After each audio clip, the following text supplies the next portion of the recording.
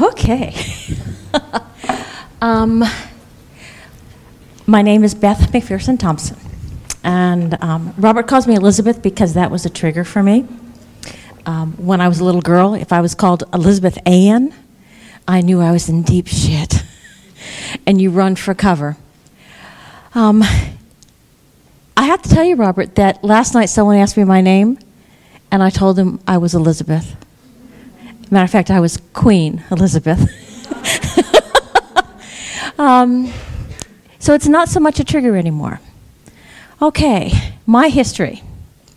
It's my story. It is my history, but it's no longer my reality, and that's how I'm going to start, by telling you that. The bare facts are I was raped when I was 5. I was raped again when I was 7. My eldest daughter is a result of a rape when I was 17. Back in the day, when the first rape happened when I was a child, you didn't talk about it. You didn't do anything about it. It was the family secret, and you put it away, you hid it. And I did. I hid it until I was 17. Well, I was actually 16 when I had my first sexual encounter, and everything was familiar. I knew what was happening. I knew what it was supposed to feel like, and I wasn't a virgin, and I couldn't make sense of it. And so I did what I always do. I ran. I ran physically. I ran emotionally. I ran spiritually. And it was not good. It was not good. I made myself crazy. I married my husband, my first husband. I got pregnant the day after I graduated high school. I was married by September because in the 1970s, if you got pregnant and you were a good girl, you got married. Even if you were not a good girl, you got married. So I married. And it was an absolutely brutal marriage. There was rapes, there were beatings, there were drugs. My husband then got my eldest daughter. I don't know if you guys know what the term, I don't even know if it's applicable anymore, but it's called shotgunning.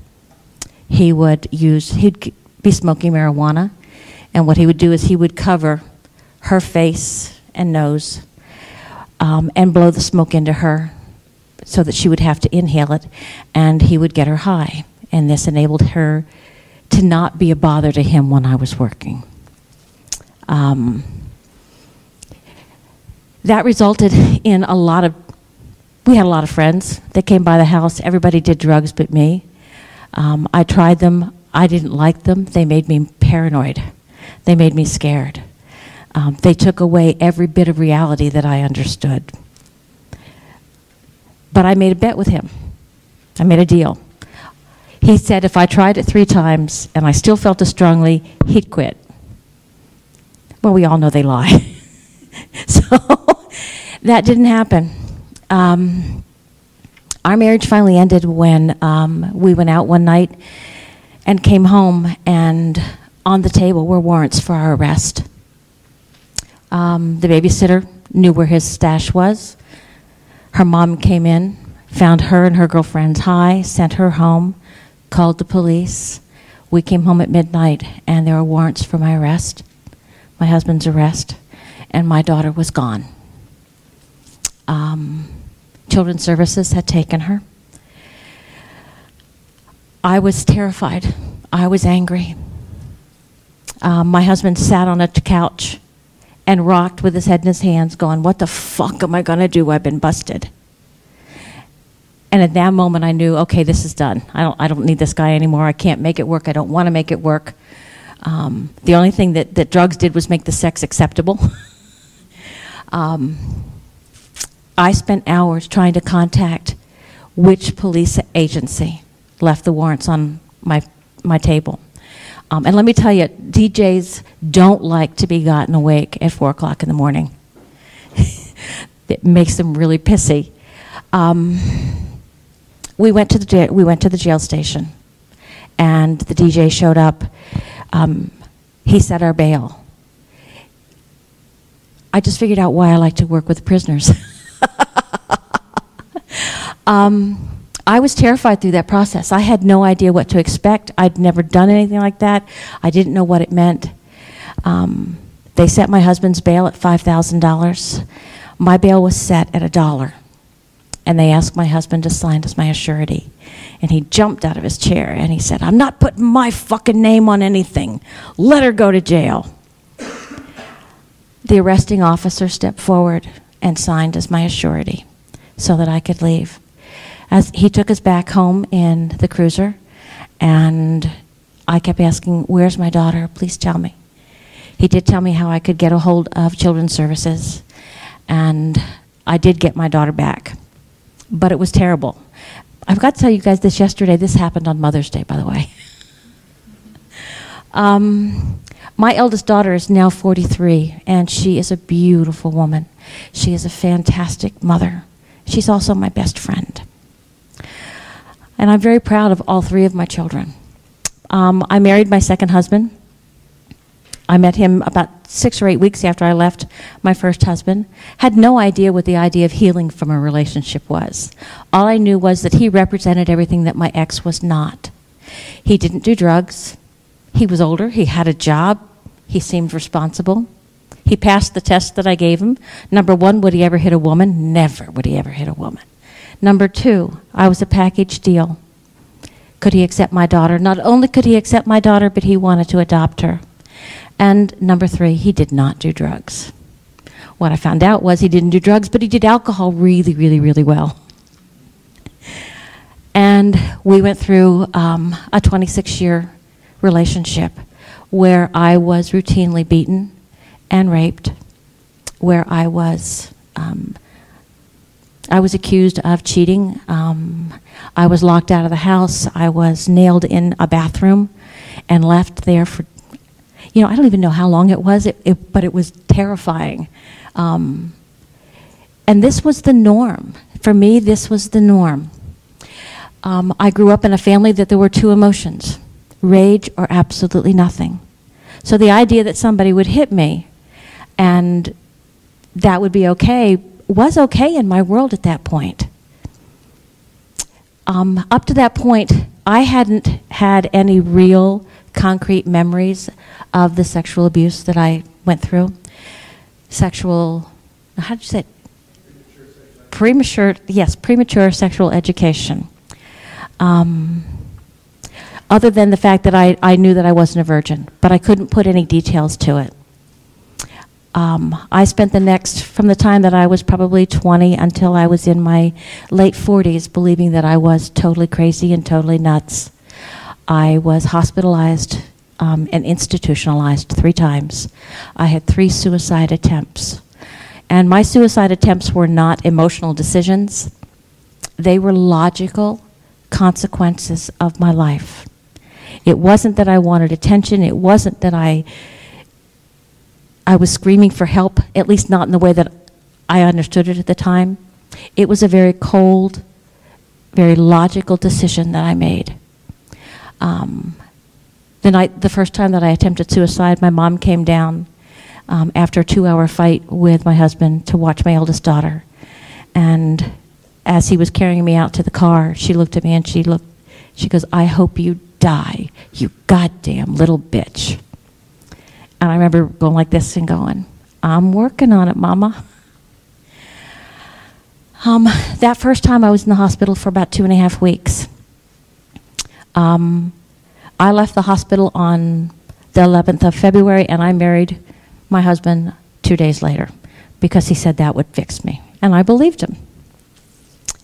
And from there we went to, every time he would go out to get drunk, I knew that when he came home I was going to be in trouble. I was going to get hurt, or my daughter was going to get hurt. There was a fight that we had one time, and I was pregnant with our first daughter. And my way of dealing with anger was I needed to walk it off. So you don't say the things you don't want to say. You don't do the things that you know you're going to get in trouble for. So I would go for walks. We lived on a 2nd-story apartment.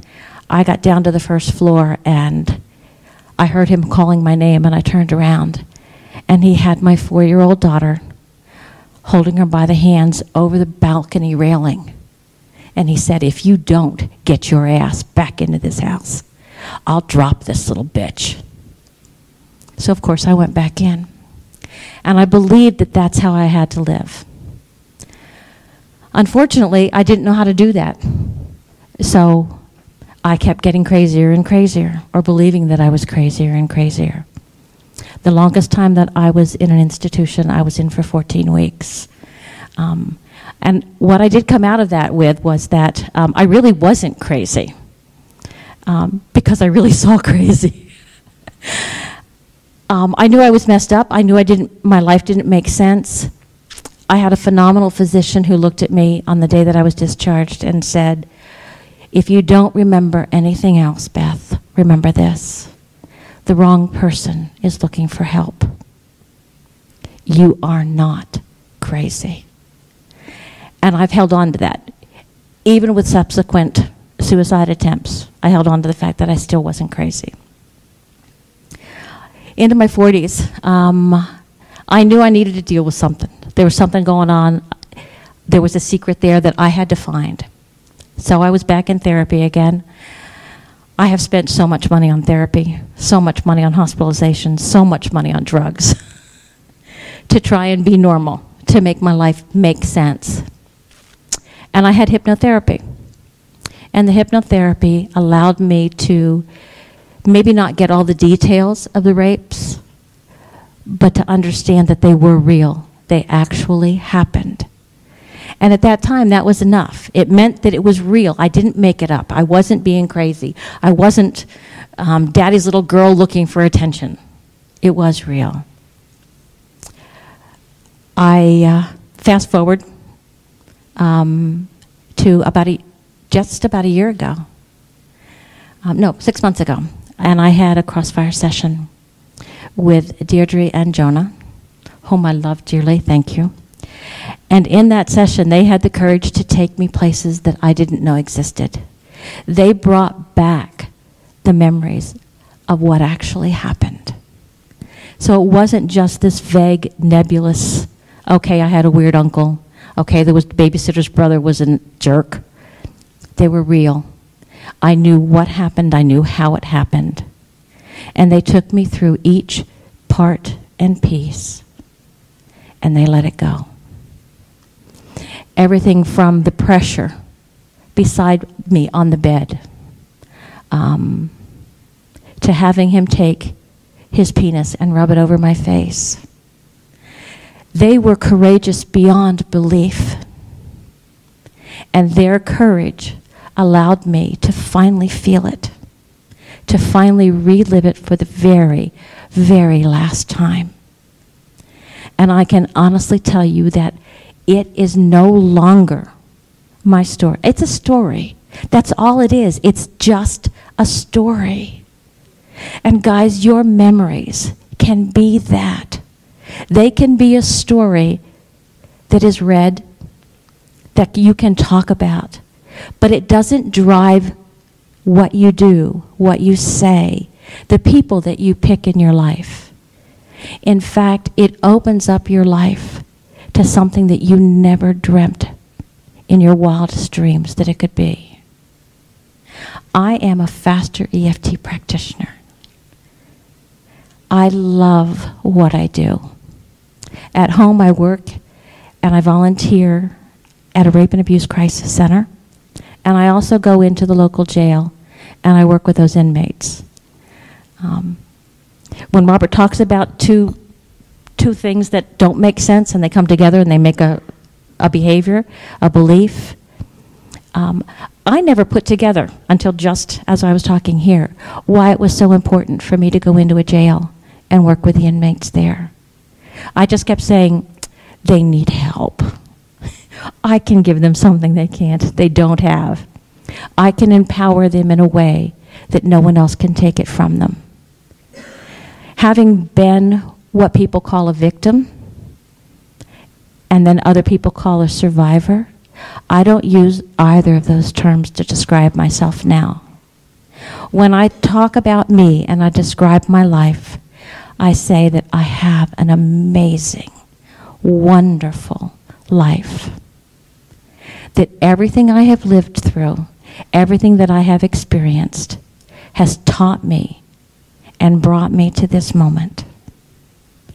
And I can't be angry any longer. I no longer hate the individuals that were involved.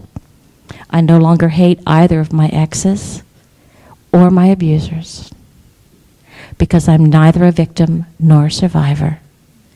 I am an empowered woman. Thank you.